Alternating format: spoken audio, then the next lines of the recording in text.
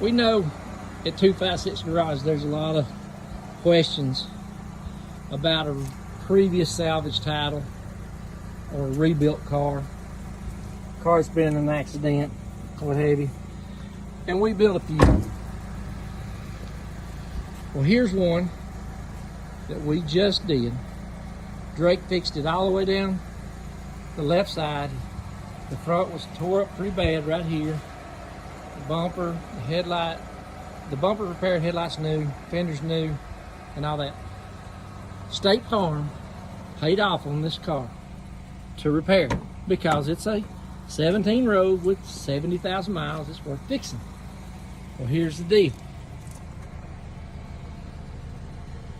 And they had no issue with it.